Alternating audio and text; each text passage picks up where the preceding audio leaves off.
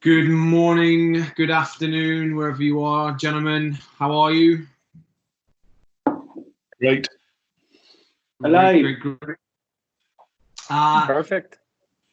Brilliant. So, fantastic guest with us this week, gents. We have Dr. Richard Bailey with us, who keeps cropping up in our episodes. Words of wisdom, phrases that I think we can relate to a lot of the challenges that we're seeing in youth sports. So I'm really excited, Richard, for you to be with us and share your wisdom and poke some more holes and questions in the sporting landscape. So welcome, first of all. Thanks for inviting me. Terrific. Before we do that, just to quickly check in with everyone, see how we're doing. Obviously still in the world of the bubble of COVID-19. Mark, how is Sweden's approach going still?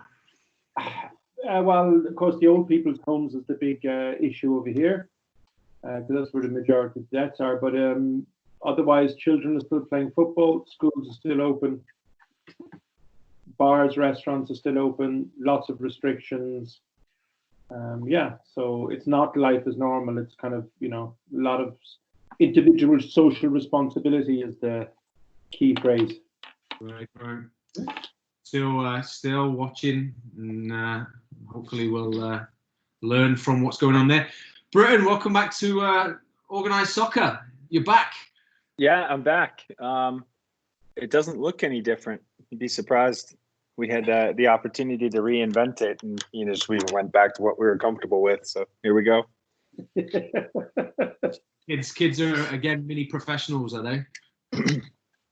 Well, many of them may have diminished their chances because they took 8 weeks off, but we'll catch them up.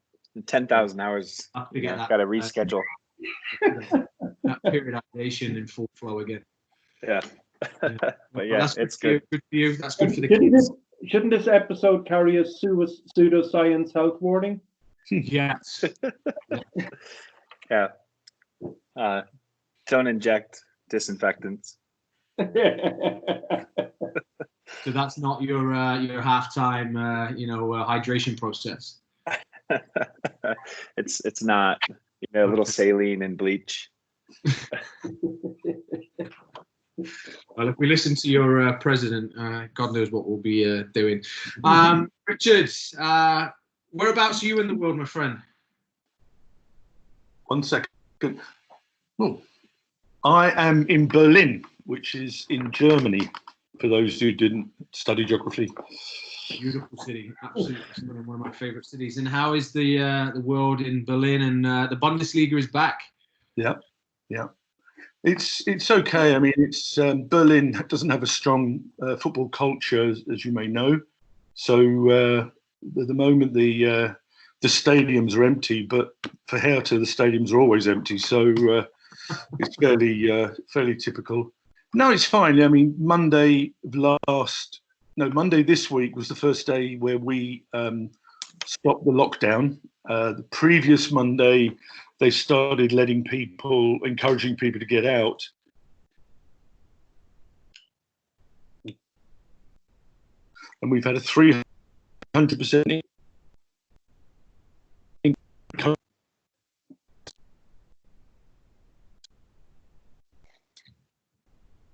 I think we're not sure if it's just my end, but might be losing Richard.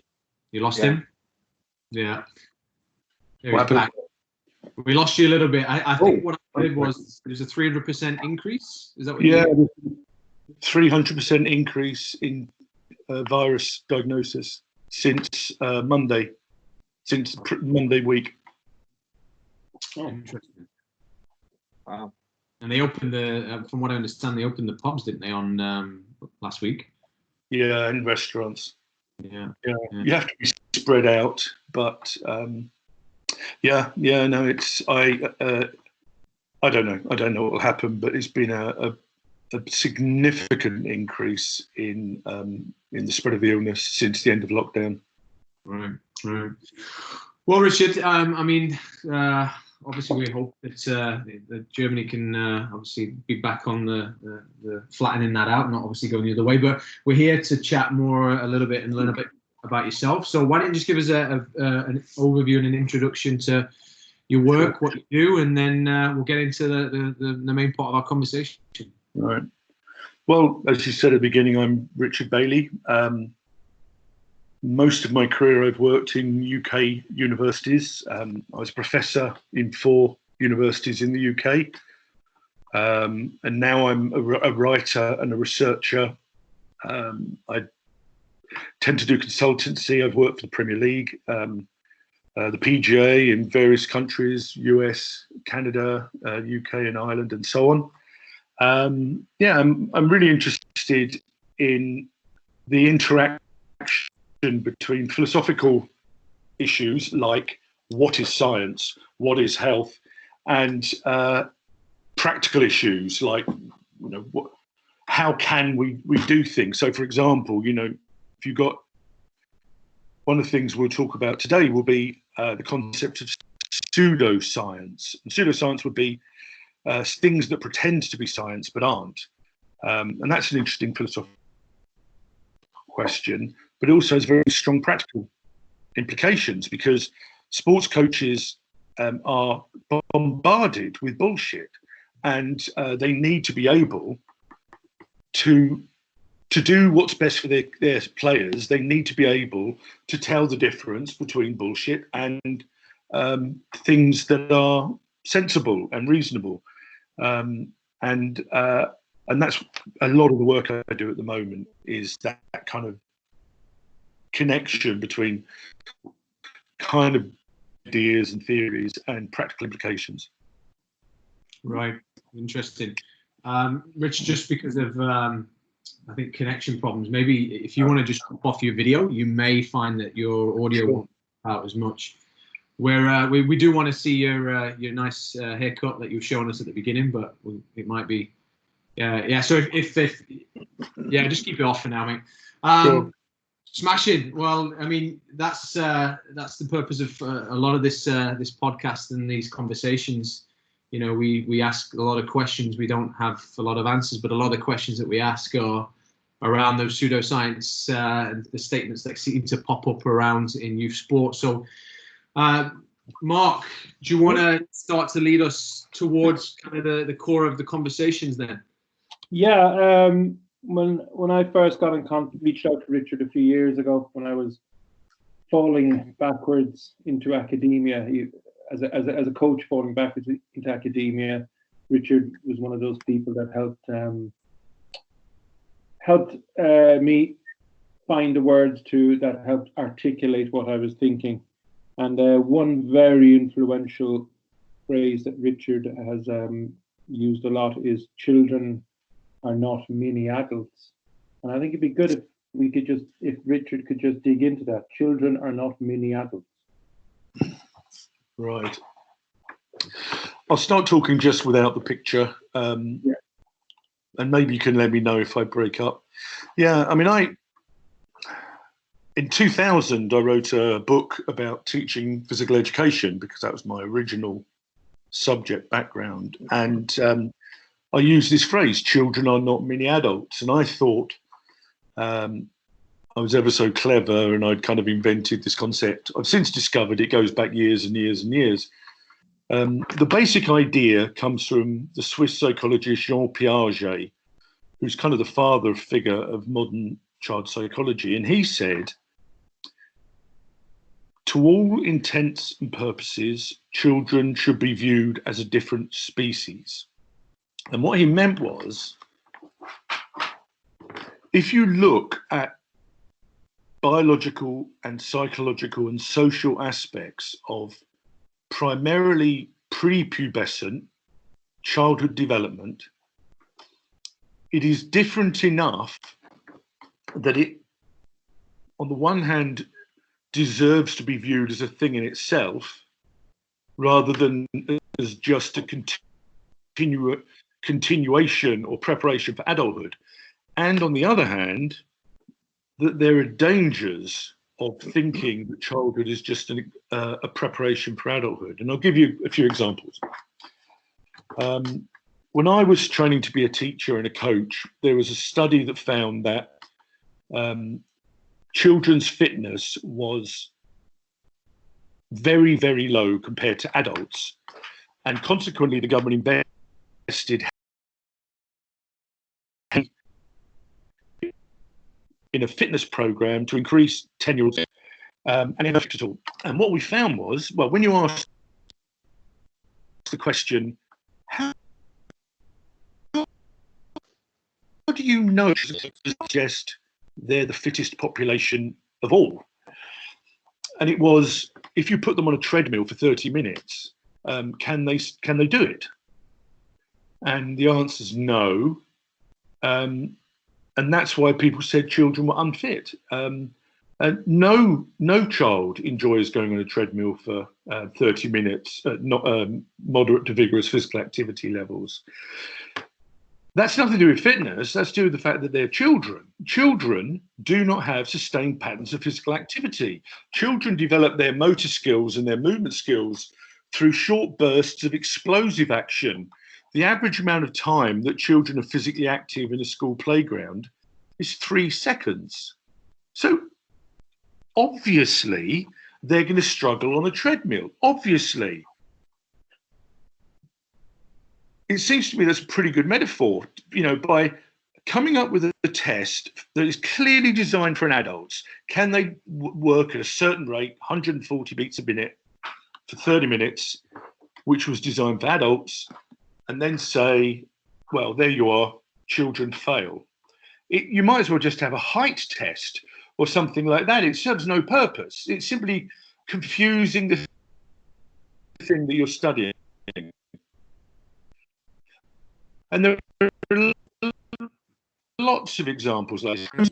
If you're coaching children, some of them are highly distractible and some of them are obsessively focused. And so I remember when I was a coach, I would say to particularly the little children, keep your head up. For example, if you're playing football, keep your head up, look forwards, and then a ball would come down and they'd hunch forward and stare at the ball. And you go, keep your head up. All children before the age of about 7 years or 8 years of age have an attention strategy that is exclusive. Whatever is in their attention, that is what they pay attention to. If you give a child a rattle, if you give a child a balloon, that's what they're interested in. We need to know things like that if we're going to coach them effectively. If they go through what we call the mid growth spurt around 7 or 8, they become overly attentive. Any noise, any sound they're looking at. And we as coaches might say to them, pay attention, focus. Unless we give them strategies for dealing with this, that's just noise. That's just noise for them. If you want children to focus, we have to give them practical strategies because they are being children. That's what children do. What actually we're doing is we're assuming our adult attention strategies and are condemning children for not sharing our physiology and psychology. We can go on lots and lots of examples, but essentially no good ever comes when coaches or parents enforce adult values and practices and expectations on children and then condemn them for failing to do so. I mean, there's probably the best known example of sport, the most harmful example would be early specialization. We all know football clubs that have programs for 2 and 3 and 4 and 5-year-olds that are clearly talent strategies. I mean, it's obvious they're trying to spot talent, despite the fact that it's impossible and no one ever in the history of the world has demonstrated that you can identify talent at that age. They're trying to get talent. And then what they do is they train them in an adult style training program. And if they make it through the program, then they're probably going to fail anyway, if you look at the research. Early specialization seems to me the crude of ignoring the motto, children are not many adults, because that's a career we've launched them on. Early specialization launches a sporting career. I mean, that even the word is an adult value, a career. So yeah, so the principle of stating that children are not many adults is simply to state that if we are coaching children, we cannot simply adapt adult practices to small people. We have to start from the psychology and the physiology of children and build coaching practices out of that. And all of the evidence suggests is we're not very good at it.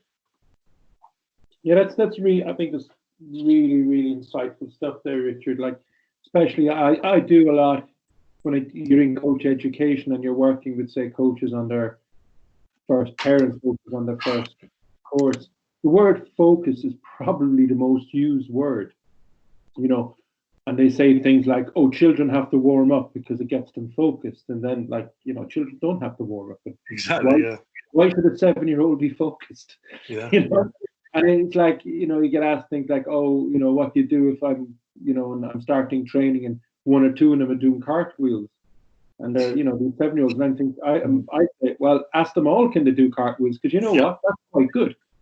Yeah. They Exactly. can. So yeah, these expectations, and then you just towards the end you started touching on the ideas of this premature professionalism that has creeped into well, it's probably bulldozed its way into child youth football anyway, and many other sports, and this kind of leads on to where I'd like this to go is that you did this paper a few years ago with some colleagues, and it was around the idea of the standard model of talent development. And I know that Jan from the Dutch FA referred to this quite a bit when we did a podcast with them. So would you like to just elaborate on what is the standard model of talent development? Yeah, I mean, the paper came out in the journal Kinesiology Review in America. And it was kind of I've moved away from talent development recently, and it was like my parting shot to say, you know,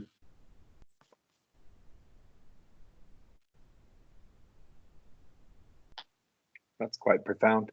I don't know, you bastards, just to dump the ideas, because Richard, could you to when you said we just lost you for a second there? Sorry. Was your parting shot?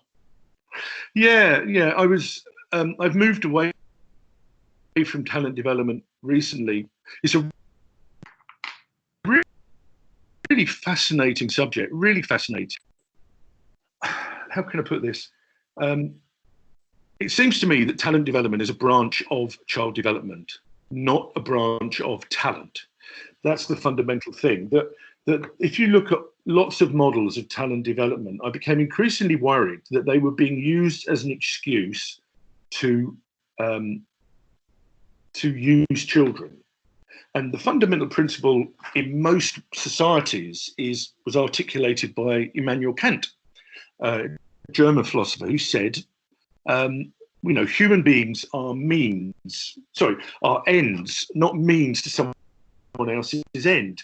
You don't use people. To use someone for your benefit is to degrade them. And that's what we do, I think, a lot in sport. We use children for the club. We use children for the coach. We use children for the parents.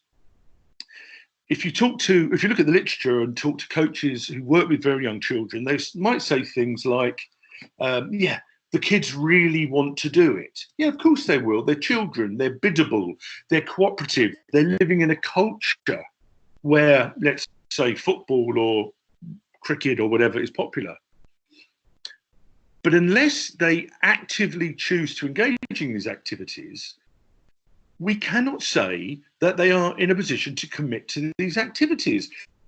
And something like a pre-professional career is a serious commitment associated with increased risks of harm, both physical and psychological, reduction in education, reduction in friendship group size. So there are consequences of this. My research suggests any child before the age of 10, on average, obviously there's exceptions, doesn't know what it is they're letting themselves in for by committing to certain types of programs. They do it to be with their friends. They do it to have fun. They certainly have no conception of what it is to commit to an elite training program. So the paper was an attempt to build on that. And we worked with the English government years ago on a talent strategy that was developmental. And the great thing about that was we had 5 years to work within the literature.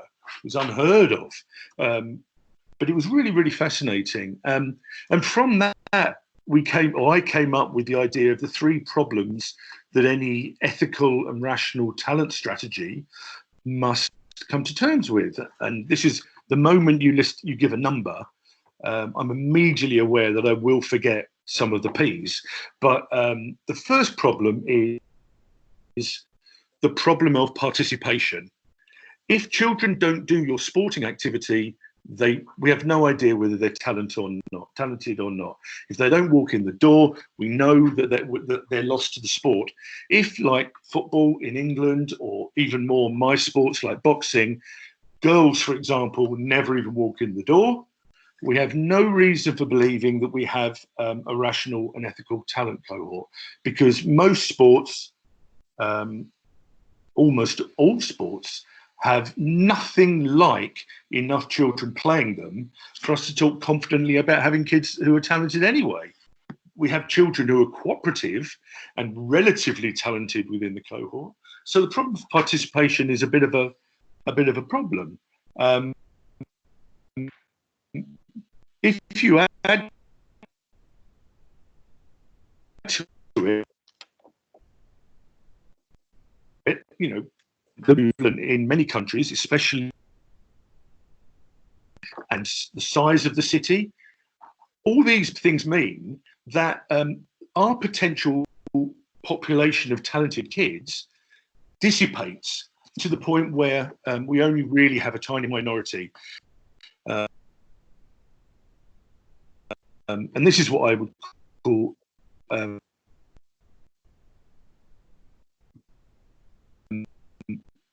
the system. So anyway, that's the first problem of participation. The second is the problem of potential, and this is a really big issue in football, where coaches can observe children playing and somehow miraculously foretell their sporting future. I just don't believe it. Don't believe it. Never seen any evidence for it at all. I knew someone when I was doing work with the Premier League, and they said to me, I saw David Beckham play. And of course, that's not a particularly good example, but I saw David Beckham play and I knew he was going to be a winner. And I said, oh, right. He goes, I knew. And I said, have you seen anyone play who you knew would be a winner and it turned out that they don't play the sport anymore? He goes, oh, yeah, hundreds. This is just a little idiosyncrasy of human psychology. We just remember the bits of positive information, remember the bits that worked, and we forget all of the other parts. Potential is fundamental to talent development, and it's bullshit. I mean, it's ludicrously problematic. So, for example, if you've seen the film Minority Report, where people, you've got Mark here on the screen, and the doors blow off his room, and the Swedish police come in, presumably, I don't know, in some sort of sexual bondage gear or something, being Swedes, and they arrest him, or skis. They've probably got skis, haven't they? And they arrest him, and you go, what have I done? And they say, we're arresting you for murder. But I haven't killed anyone. No, but you are going to kill someone. That's the plot of Minority Report. Talent development is Minority Report. We are removing children from one setting and putting them in another setting for things that we believe they will do in the future. Now, okay, seriously, if it was possible to tell the future, none of us would be having this conversation. Okay, you can't tell the future, you can't predict potential, or at the most what you can do is what some Olympic sports do, which is say, let's work on percentages, wealthy white children in UK and Europe and America are more likely to be able to compete at the highest levels financially. Let's privilege them, because that statistic works quite well. But maybe that's politically unacceptable.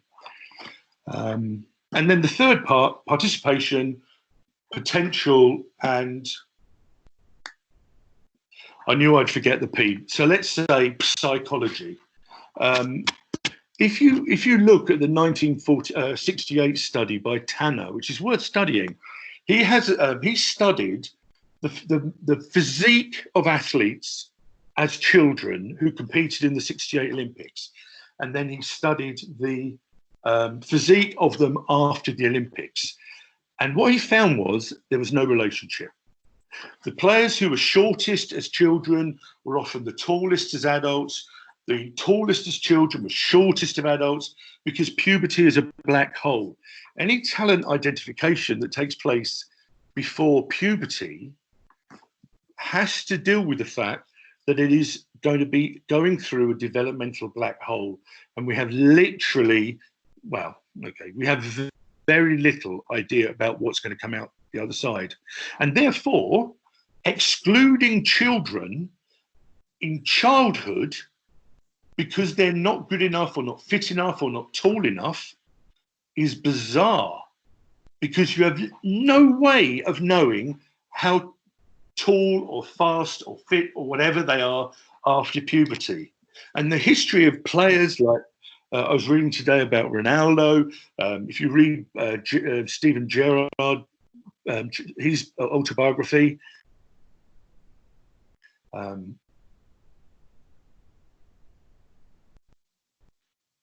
mean, if you've met Gerrard, I believe this is a bizarre thing. What's it got to do with psychology? Physiology is a very poor indicator of later success. It's heavily influenced by adolescence, heavily influenced by puberty. Psychology is a much more reliable measure of success. And it does seem to be the case that qualities like resilience, hard work, commitment, whatever, teamwork, do seem to be fairly resistant, and they track over the first 20 years of life. Now, that suggests to me that if we felt it was necessary to develop talent during the first 10 years of life, let's base it on something that actually predicts, like psychology. On the other hand, we could be more grown up and say, we don't need to develop talent during the first years of life. Let's develop that for everyone. And how do you develop it? You do it through real situations, like sporting situations. So the paper then was an attempt really to suggest that the model of talent development that almost everyone accepts is nonsense. And, so the idea of a pyramid, if you look in the literature, search for pyramid talent development, it comes up thousands of times. A pyramid, which is a broad base for younger children, becoming narrower and narrower as it moves to the top, is dangerous because it appears to be common sense. And it isn't, because for a start, why do we not have the top of the structure the same size as the bottom? Namely, everyone does it. We should have 100% participation. But more importantly, the pyramid structure is premised on exclusion. At every level, people are ejected out of the system. And we know for a fact that many of these people are rejected for things that are nothing to do with talent. They're rejected because they're born in the wrong month. They're rejected because they're born in the wrong size of city. They're rejected because they're the wrong socioeconomic status. They're rejected for any number of trivial things. And the other thing we know about the pyramid is once they're rejected, they will not come back to that sport. Once you're thrown out of the system, the likelihood is you will either leave that sport or leave sport altogether because of the huge association of personal identity that people have with their favourite sports. So the model of traditional model of talent development, of this pyramid moving up higher and higher and higher, based upon some mythical ability to predict the future, based upon some capacity for seeing the potential in young players, is poisonous, because the only thing we know happens with that model is almost everyone fails. I think that's not a good way. Yeah, what's really interesting about this, and I think Mike and Britton here would have some good insights in this, particularly in Canada and USA. There is now so many articles about how do we get more children playing sport. So you end up with all these very prescribed efforts by government-run prescribed efforts to get more children playing sports. Oh, we need more. And they're like prescribing it in schools and etc. But the thing is, the actual system itself that is already there is the one that needs to be challenged, not just throwing in more stuff on top of it. What Absolutely. do you think? Yeah, and I know Britton, you might have some insights in this, because I know some of the work we did last summer hit some of the headlines in your local newspapers, didn't it? Yeah. I don't know how familiar you are with the structure here, Richard. Probably you've seen a few headlines, but we were doing promotion and relegation for 8 and 9-year-olds, and the justification for that is from coaches is how are they going to learn how to be competitive? So it's it is a system that discriminates, and we don't take into consideration where kids are, and we try to find them early. So I think that U.S. soccer's numbers had started to decline a little bit before we really looked at this, and now I think they're making steps towards changing that paradigm, but we still have a strong cultural bias to putting, our most able kids, together on one team, and building this tiered structure for them.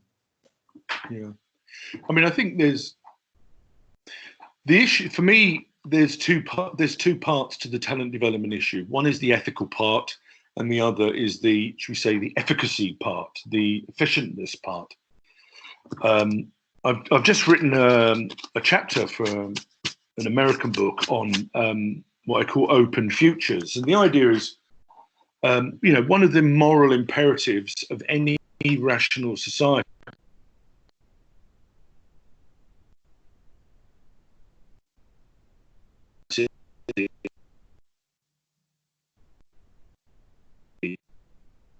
Richard, we've just lost you again, mate. Do you want to start again? You've just written the chapter. Imperatives for any rational society. Sorry about. Can you hear me? Yeah. We got you. Yeah. Yeah. So, sorry. One of the moral imperatives for any rational society is. Well, it's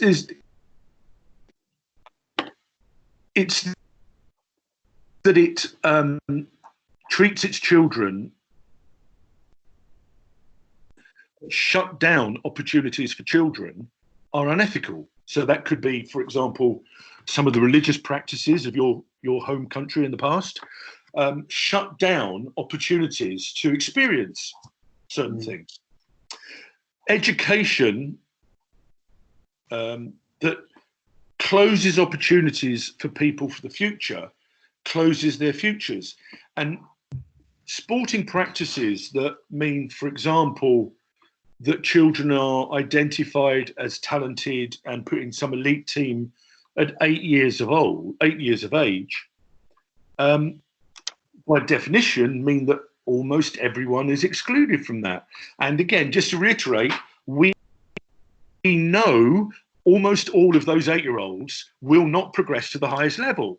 Yeah. I think it's a really an endemic cultural problem that people invest a lot in relatively trivial matters. Because truthfully, I have no idea what I did when I was 8 years of age. I don't know what my sporting success was. It's certainly not linked to my personal identity. But if you were to go into some clubs, you would think this is the big time. This is really significant.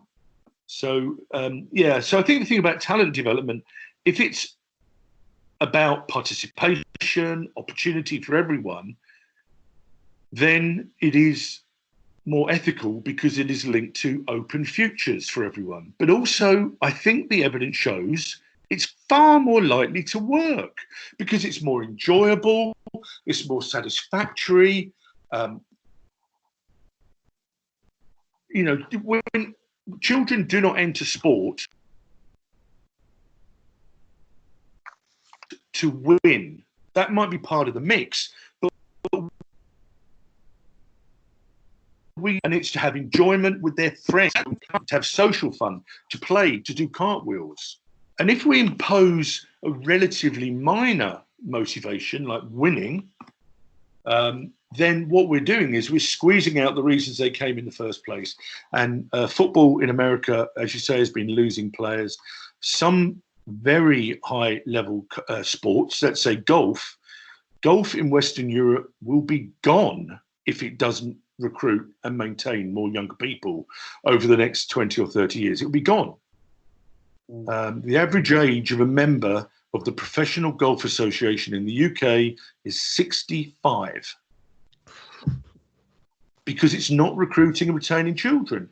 And 1% of new members of golf clubs are girls under the age of 21. 1%. That's a sport that's going to die. Football has a similar problem. Rugby has similar problems as well. Cricket has similar problems. It's adapt or die. So talent development, if it's to be rational, also is ethical. They're the same thing. Mm. But anyway. Fantastic stuff. Like my head's spinning right now. I just think everything you've said is I mean, in North America, Richard, anyway, in Britain, it's that cultural resilience to just fight this. I mean, I've observed us. We're I would say probably a little bit further ahead. We've removed tiering of teams. What we do here under the age of 12 is it's just a pool of players, and the players can. The teams change based on the festival that they go to. It could be done based on the community they live in. There's lots of different criteria that they've done to group the players. But I have watched raged parents literally circle staff and, throw down their pseudoscience arguments on us. And the kids want this and the kids want that. And not one time do they bring over the kids and do we even get a chance to ask the damn kids. It's just these parents spewing their experience of what they believe sport should be about. It's so ingrained here, but I mean, we're going to continue. I hope we've talked about it on other episodes, Mark and Britain, with, maybe there's an opportunity here with the whole sport infrastructure with COVID that maybe there is a reset. We can actually get back to what matters. I think parents and families are starting to recognize they're not missing right now winning 10-0 or winning a trophy. They just miss their friends. Do you think there's an opportunity here with the chats you're having? Is there any organizations like governing bodies that are starting to explore this further? Because I think there is an opportunity for all of us here. Well, the main motivation for change in sport has always been the same thing, and that's impending disaster. So I don't think it's a coincidence that sports organisations are talking about innovation, because I think they're looking into the abyss. Right. I mean, golf, the professional golf organisation of GB in Ireland is very, very innovative and proactive and so on. The difficulty is getting the message down to the ground. The Premier League say with which I worked for a few years. Really interesting ideas, really proactive. And I spent 1 year going to, it was quite cool really, traveling around the clubs of England and seeing what they were doing. And truthfully, the smaller club, what we call the Premier League family. So if you've been in the Premier League or are currently in the Premier League, you're in the Premier League as far as they're concerned. You know, they don't leave you once you get demoted. So it was like at the time 48 clubs or something like that, some huge number. And the smaller clubs were great, very innovative, very proactive, very adaptive, because they had to be, because they weren't the first choices of any of the players, and they weren't the first choice. They didn't have a huge fan base. But if you go to the big clubs, they were not interested. There were individuals within the clubs that were interested, but this wasn't what they were about. There was another agenda for the big clubs that was to do with, I mean, okay, everyone knows it, so it's not a secret, making the whole world blue for Chelsea. You know, that's a business venture. That's not a sports participation venture. Therefore, they want as maximum brand awareness as possible to support this idea of everywhere becoming blue. So it's I think it's not a coincidence that Norwich is generally viewed as one of the most innovative football clubs in the UK, and it's because it's in the middle of nowhere, and it has to be innovative. It has to create a compelling image. I mean, I don't know if you've been to Norwich. Well, if you've been to Norwich, okay, I won't say it. There's a joke about living in Norwich, but I won't do that. But it's in the middle of nowhere, Norfolk, and they have to be innovative. Sports like golf have to be innovative because they're going to be dying. Golf will be a domain of Asia. It'll be an Asian sport within 20 years, unless something happens. And then lots of other sports are like that as well. So I think disaster is a fairly good motivator. Australia was a middling sporting nation until they got no medals in about 1970. And then they had to do something about it. So maybe the virus, I doubt it, by the way, but maybe the virus will inspire change. You know, we're competing against psychology and neuroscience. Most of us will not change our minds on anything. So, you know, if we are going to do it, it would have to be very sustained, very intense, and people will become angry for exactly the reason you said. I want my 6-year-old to play Little League. I want my... It's ludicrous. Yeah, I've seen it. I was going to mention, and you know, maybe just exclusive to my experience, but I found that when parents initially register their kid for soccer, initially get them participating, their motivations are very different. They want them to be social. Oh, sorry about the dog, Lewis. They want them to be, you know, to be social with their friends and everything. But over time, that changes.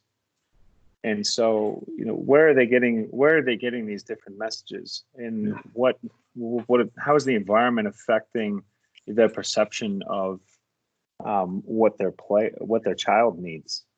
Yeah. Well, one thing I found interesting with, say, elite clubs in the UK was that from the point of view of the child, I'll backtrack. I spent 3 years studying at the Royal Ballet in London, not studying to be a dancer, I should say. I was researching the dancers. And what I found is that every single one of the elite dancers around the age of 10 or 11 had an experience. Every time he brings a new subject, this happens because they want to hook you. You're gonna have to do it again, Richard. You studied ballet dancers. This is the Bill Gates conspiracy here. We've got a positive message that made them commit. Can you hear me? Yeah, Rich, you're gonna have to start again on the 9-year-old ballet dancers. This is madness. Yeah, we spent 3 years studying the young dancers, and it was really interesting. I'll be honest with you, a more professional, committed group of athletes I've never met before. They were outstandingly professional, even as kids, and hardworking and tough. Hundreds of experience around the age of 10 or 11 where they made a commitment to dance. In other words, they made a shift in their identity. I no longer do dance, I am a dancer. So I repeated it in a professional football club in South London, and none of the boys in the club had that experience. None of them chose a life of football. They just wanted to play football. None of them shift. I'm not, the dancers shifted from dance to I am a dancer. The boys in football just wanted to play football. That was it. They didn't have the identity shift. And when I spoke to the coaches, one of them said to me, he said, yeah, I've noticed this. We're tricking them. We're tricking them into this pathway. And he didn't mean they were lying to them. He said they just kind of fall into it. They're on the program and they just stay there until they're thrown off. I think that's really interesting. And what I found since then is that different sports have different characteristics. But generally speaking, the dominant sports in a country, they don't rely on people committing to their sport. They use a Darwinian thing. We've got enough people playing the sport, the strongest will be there at the end. Whereas if you've got a minority sport, then you can't do that. You've got to rely on the quality. In evolution, it's called K and R selection. R selection is you have huge numbers of people and you see who survives. K selection is you've only got small numbers of people, so you really have to invest in those people. So maybe what we need is a bit more K selection. We need a bit more investing to keep people in the sport, because we know they. According to the numbers that I saw that's coming out of USA now recently, there were some articles about how youth sport is in trouble, not just because of COVID, because of the numbers. Then maybe that's the way it is heading. Yeah. I mean, it is. The pattern is very clear. 70% of kids in America do no youth sport outside of the compulsory curriculum. 40% in Europe. It's a big issue. So yeah, it's a big challenge. It's all the time we're reading about these ideas. Oh, children are exercising less, they're doing less, but we don't need to get into that discussion now. But I think it's also something got to do with the fact that we're minimizing opportunities or invitations in the environment for them to interact as well, and we're actually more organizing things. So I think at some stage, children, that there's an assumption that that playing sport is something you do in organized structures as opposed to an environment. Right. No, I totally agree. I think we're heading over. What I want to do is move on to Richard rant. What was that? Wasn't that the rant? No. I've sat and had a Richard in Berlin, and let me assure you, that was just a very nice chat. Makes my blood boil. No, I think we can go into you did a really, really revealing paper on brain myths of coaches in the UK, based on ideas of on pseudoscience and just some ideas that have and practices that have been quite been normalized within sporting context and just accepted as these kind of culturally resilient beliefs that have been really just accepted. And I think we can maybe just start with one that here in Sweden, our biggest selling book 2 years ago, and I heard even last year, was this book called, the Swedish translation of it, would mean Surrounded by Idiots, which is actually a book promoting DISC personality tests. And I know these type of personalities, they turn up everywhere in sports, and in big corporate firms. I've had friends here who've been asked to take them, and they've said why, you know. So that has, and the other one that is really prevalent is learning styles. So could we just dig into these two just briefly to give some clarity of what the research and the science says for coaches that are kind of trying to figure this out, or, you know? Sure. Yeah. I mean, it's, yeah, pseudoscience, or, I mean, the language is problematic, right? So you've got pseudoscience, which is things that pretend to be science, but aren't. So let's say homeopathy is pseudoscience because it pretends to be medicine. Whereas some other things, let's say, I don't know, faith healing is not pseudoscience because it doesn't pretend to be science. It's just, you know, run-of-the-mill bullshit, isn't it? And that's what we need. It's worth being aware of. So if we look at the personality assessments and learning styles are great examples of pseudoscience, because if you go to their websites, they have graphs and charts. You can look at a picture of a brain. Mark and I were involved in looking at a personality assessment in the States, and the branches and it might be charts and pictures of brains. So that's pseudoscience, and neither of them is science. Neither of them is supported by science. 70% of coaches in the UK and Ireland believe that we have specialisms or preferences in how we learn, whether it is visual or by looking at stuff. You know, some of us learn by looking. Some of us learn by hearing, that's auditory, and some of us learn by doing, kinesthetic, and then there are other versions as well. It's just not true. Just not true. No study ever of any quality has shown that we have learning styles. Some people are amazed because they've been taught this on coaching courses. 60% of coaches in the UK and Ireland were taught that they all have preferred learning styles. So 60% of coaches paid money to go on a course where someone peddled pseudoscience. All of us are visual learners.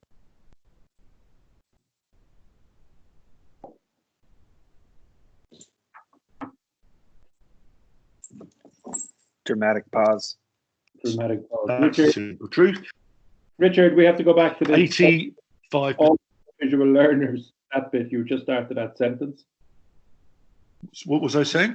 You were saying all of us are visual learners or something. All of us are visual learners. The vast majority of the brain associated with such activities are dedicated to visual thinking. We're also all auditory thinkers, and we're also kinesthetic thinkers. It's simply not true. Pedagogically, it's different. Then by demonstrating visually and explaining auditorily, is that a word? And giving people opportunity to practice, that's very effective.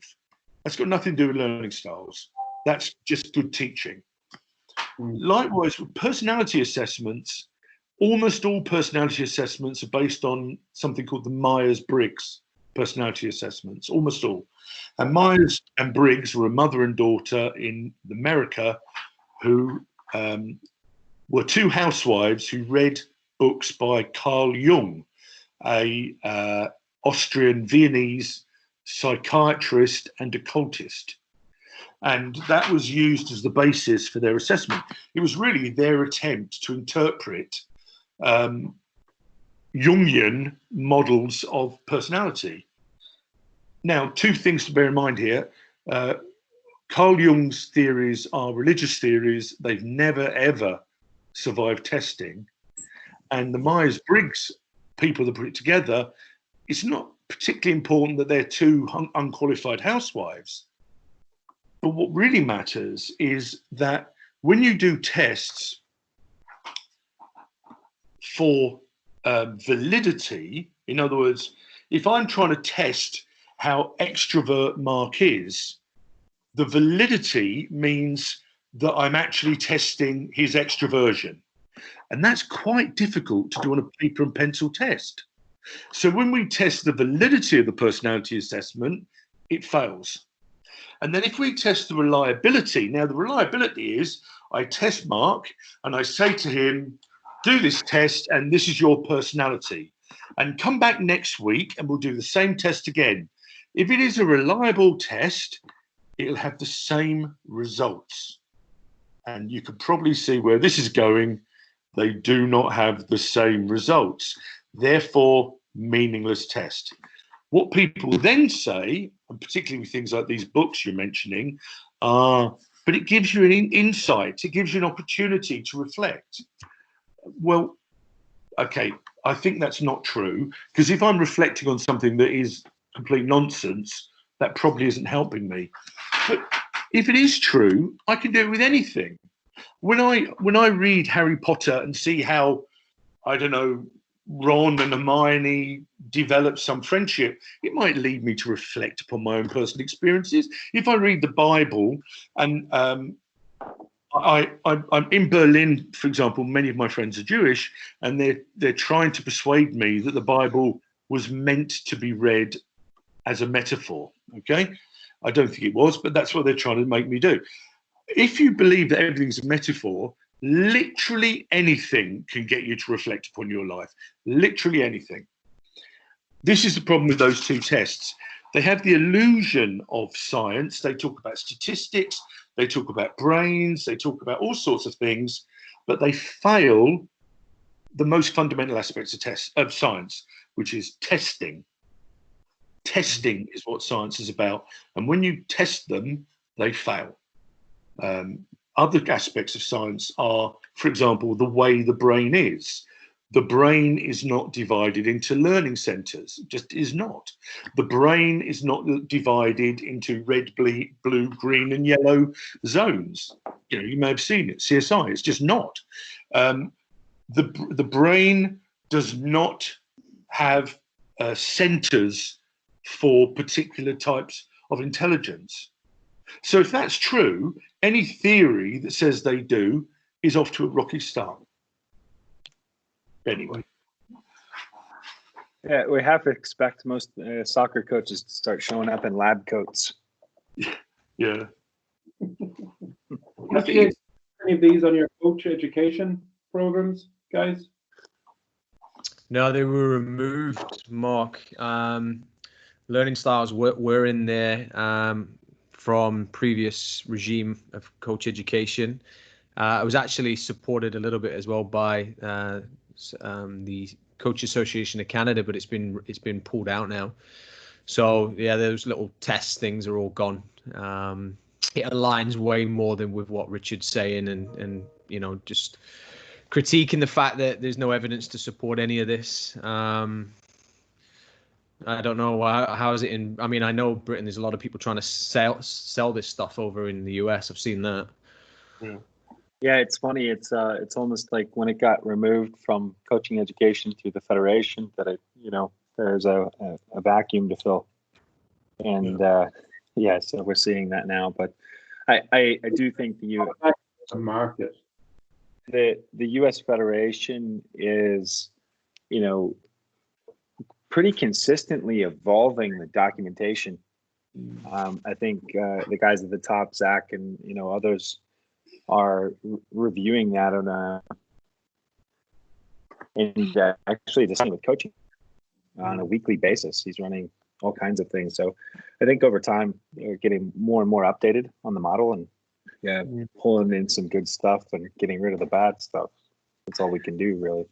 It takes time and it takes individuals. I mean, I've for example, the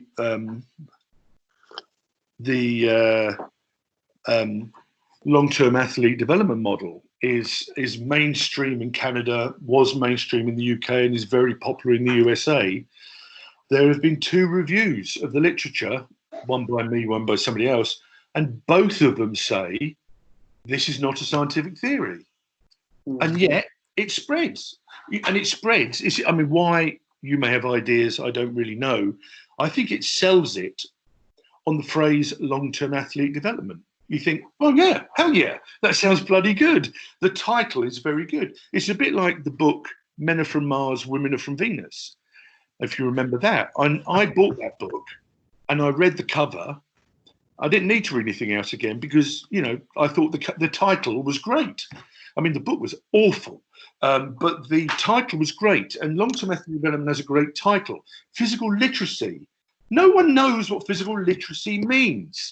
No one knows. We've just finished 2 big studies of definitions, 134 different definitions, significantly definitions of physical literacy. So people buy into these things for lots of different reasons, but they buy into it often for reasons you said about lab coats. They want to seem to be scientific. They want to seem to do things. And also they want to offer people something that the opposition doesn't. I think Richard, when I go through the experience here, like I think it's people seem to think that there's a turnkey approach to doing all of this, and it makes people feel comfortable. And the reality is, as human beings, we all come with our own story, and that makes the whole process actually quite uncertain. And we don't do well as a society of living in uncertainty. So it's like we cling on to these you know, as you say, these phrases. And now we've got this, like, as you said, this Bible, if you will, of how to develop players, which, as we know now, we're starting to poke many, many holes in it. Yeah, I mean, the reality is, from our research, most coaches believe things that are known not to be true. Okay, that's worrying. And they put it into practice in their coaching. So they organise kids. I mean, okay, I will say, I'm aware there's one personality assessment where people are given a colour and they're put into groups with their people of similar colour. I mean, this is something entirely without evidential support at all.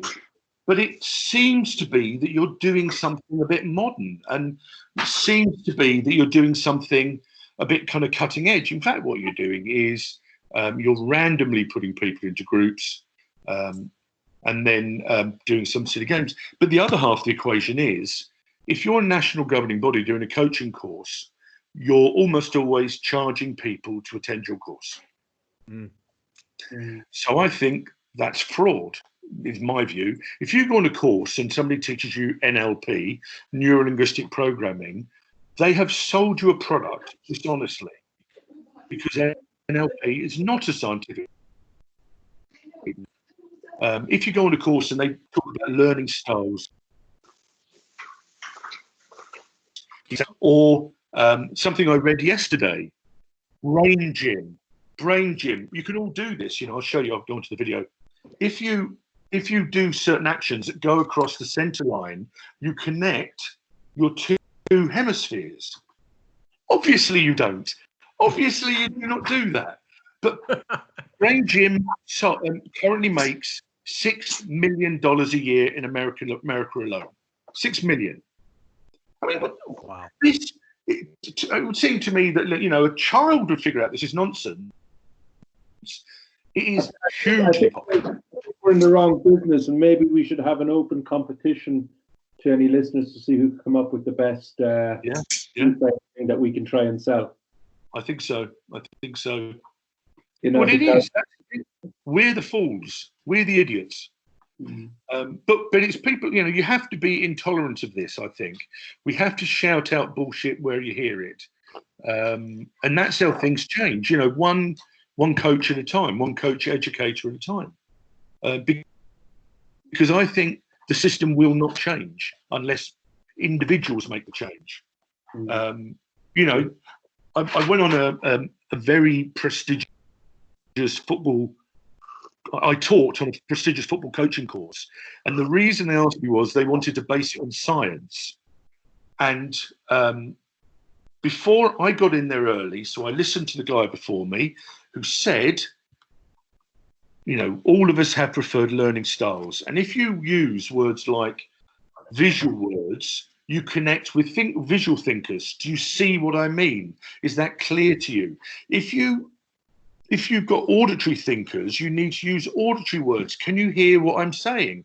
How does that sound to you? And if you've got kinesthetic thinkers, then you use feeling words like, how do you feel about that? Are you comfortable with this? Now, this was sold as a scientific coaching conference. Obviously, by the way, none of that is true. But people liked it. I could see people liked it because they were offered a secret. Yeah. That's the thing. I'm offering you something secret. It's interesting, and when we talk about this, these beliefs are, sometimes accidental or incidental misinformation. There is like this acceleration of harm too, because your higher level coaches are influencers for other coaches. Yep. And so, when these things come out on a course, I mean, it doesn't take long, to get around, and it doesn't take long before these things are repeated back to us. Yeah. And Chinese what's the name in America? We call it Chinese whispers. Is it the telephone game? Yeah, I think telephone game is much more politically correct. It is. Yeah. I mean, we don't even want to know what the Irish call it. It's going to be profoundly offensive. But, this is true. This is true of 10,000 hours, right? The original study of 10,000 hours was down the road from where I'm speaking now. And it was of elite violinists. And the question was, what is the difference between really, really good violinists and bloody hell, they're good violinists? In other words, it was two groups of elite players. And what they found was that players of violins, the average amount of practice time for the super elite was 10,000 hours, the average. And that's really significant, because if I say to you with our telephone game, the average amount of practice time is 10,000 hours, and you are likely to remember the phrase 10,000 hours. And if you pass that on and pass it on and pass it on, you end up with Malcolm Gladwell saying that there is a magic number for the development of expertise, 10,000 hours. No, there isn't. Just there isn't. It's simply not true. In Germany now, where I am, we had a player in the last World Cup who had played soccer for 2,500 hours. So essentially 2.5 years. We have, in the UK, there are skeleton bob sleigh riders who have 18 months of practice before Olympic gold. In golf, the average is 30,000 hours to become a champion on an Open. We're just talking about very general terms, but individuals, there are currently football teams around the world, I know, who are putting children on a training program so they can reach their 10,000 hours. That's a consequence of bad ideas. It's a recipe for boredom, but it's also a recipe for injury. Shouldn't be doing that. What? That is still being peddled out. Sorry. Oh, I was just going to ask, for coaches and ourselves, is there a skillful approach to updating your beliefs? Yeah. Well, yeah. Pain. I think you're an outcast, though. You know what, though, to that question, you're an outcast, and that's half the problem. If you call BS, you've been made to feel that you're the one that's over there, the loner.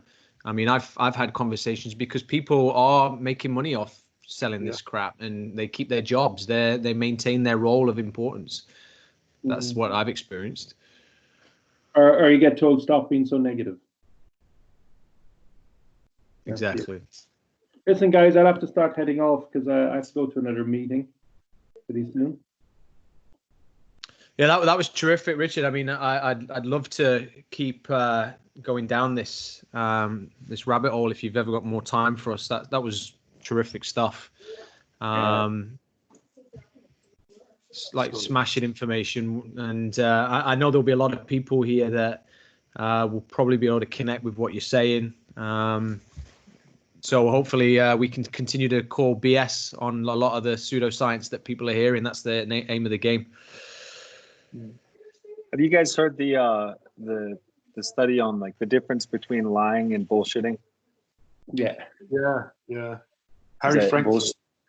Yeah, the bullshit is not concerned with the truth, and to be lying, it's assumed that you do understand the truth, and so definitely good stuff. Very important difference. Exactly. And Richard, thank you so much for taking the time. Thank you for inviting me. Finally, Yeah, thanks. I'll be, of course, we'll be in touch with each other.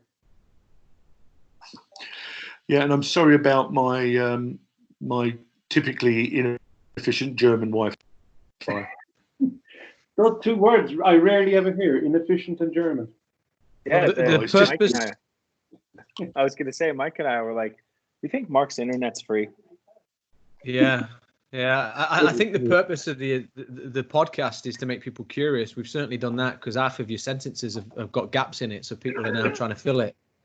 Yeah. And the most important thing is